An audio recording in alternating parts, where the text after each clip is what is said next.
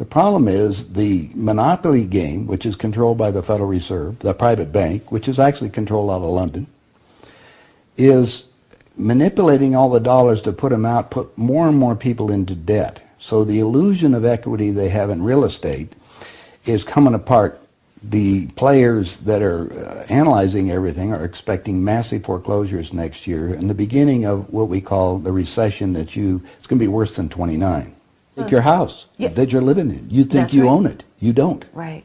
You have contractual right to transfer the airspace, subject to you paying taxes to the state. Right. Or the Global 2000 discussions that we had. The real problem that they have, as Kissinger says, is there are just too many people on the planet. And 40% of the world, 2 billion of us, exist on less than $2 a day.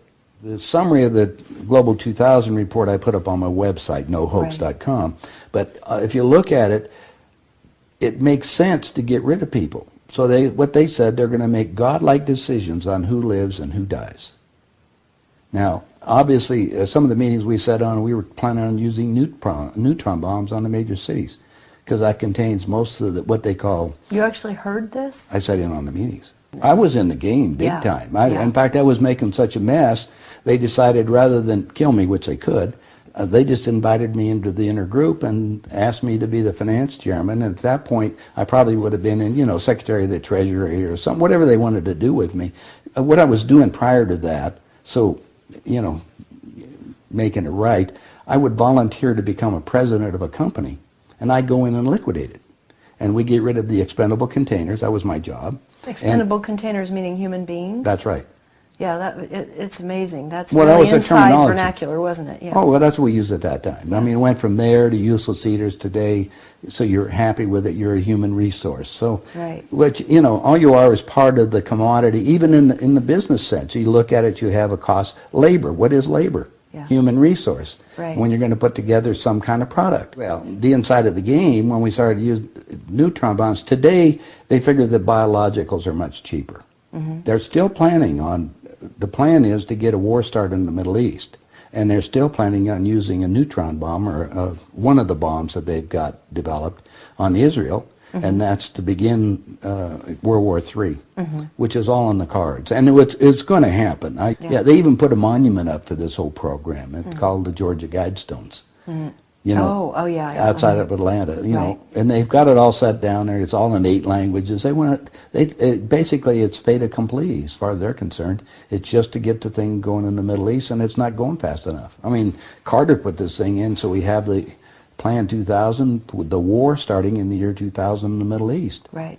Reduce the population of the planet down to 500 million, have one world currency under the Homeland Security, or FEMA if you want to call it. They're going to declare an emergency, which are going to shut down everything. My friends, my CIA associates, I don't even call them friends anymore. CIA is crooks in action. Yeah. They're all professional liars. Yeah. I mean, they got to be if they have that job. Yeah. So you have to look at what they're doing. Anyway, they're so concerned, they're leaving the country too. Most of them are going to Latin America.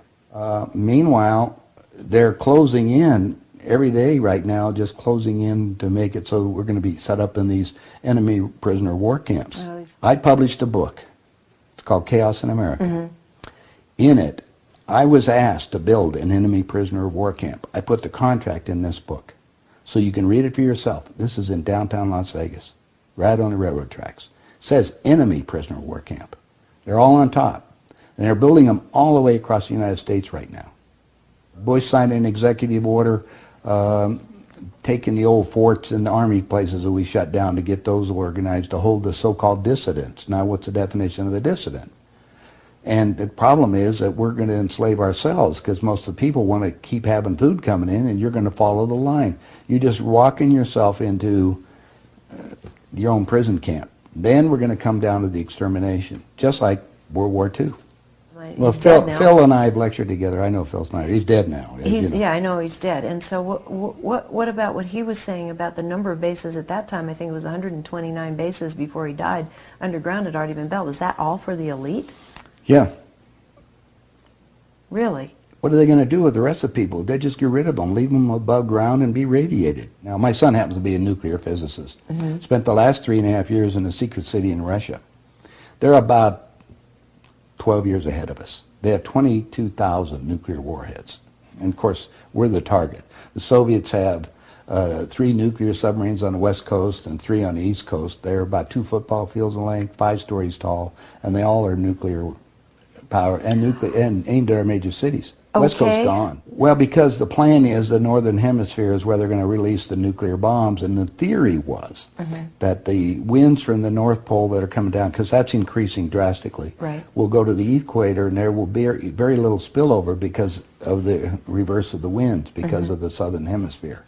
So therefore, the nuclear radiation here will be a lot more than the southern hemisphere. And this is a fait accompli, you believe? Oh, they think so. Oh, yeah, they think they've won. That's the reason why they don't bother about me talking about it. They don't care whether you know or not. What are you going to do about it? And you have no idea what China is until you go over there for yourself. With 1,300,000,000, you understand, almost, well, a little over 4 times our population. Right. It's, you know, I spent some time over there and I had some government friends. They think what they're going to do is let the West go have its fight. And then they want to clean up. They say it's been 5,000 years. We want to run the world when they get through. And what they're doing? Acquiring all the assets. They figure that Canada and the United States, the property there will, the food growing areas will be enough to take care of their people. And that's what they're looking at. Why are they? I mean, they bought so oil. The U.S. will become a resource. Yeah. Whatever's left of it. Whatever's left of it. Yeah.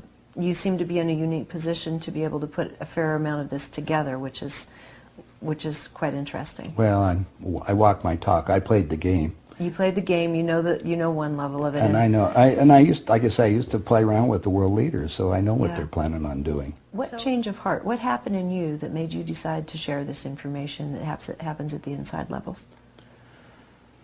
Well, it come back to a moral situation that happened to me, I think. When I flew to Aspen. I brought my 2 daughters up there so they could go skiing. And when I was invited to this meeting. When I walked into the room, the world leaders were there. That's when they asked me to be the finance chairman. As they said, we'd like you to be the finance chairman for the next president of the United States. And the first thing I asked is, why me? And they said, well, we owe you a favor. Remember I told you I volunteered to be president of the companies as I went down? And then you'd liquidate, yeah. I didn't charge them anything for it. It was just a game. I see. And anyway, that's what they said. So I thought you'd be good on the team, yeah. Yeah, I'd be a team player. I just did it because it was, another one of these things. So next thing I asked them, I said, well, wait a minute. I just started this $100 million project.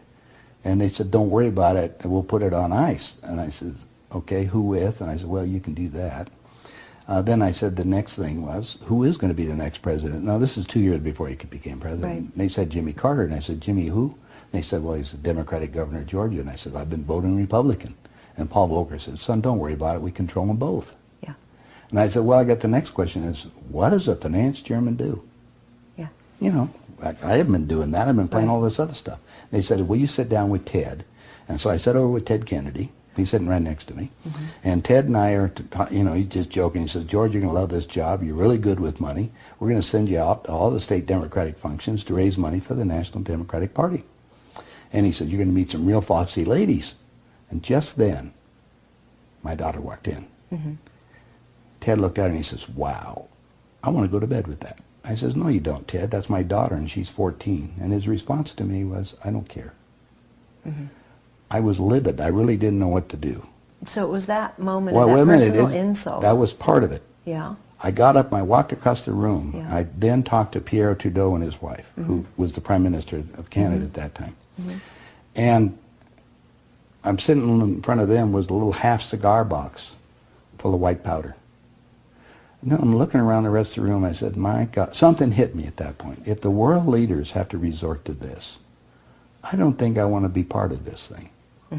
I mean, even to the position, even to the pollution and getting everything else they're talking about, getting rid of all the other people. I mean, I was raised in a packing house and slaughtering animals, and you get to the point where people are just animals at that level. And then I found out a little bit more about the details of the Plan 2000, of the annihilation of the entire planet. I said, I got to stop these people. There's something there. I mean, it's just, they got to be stopped.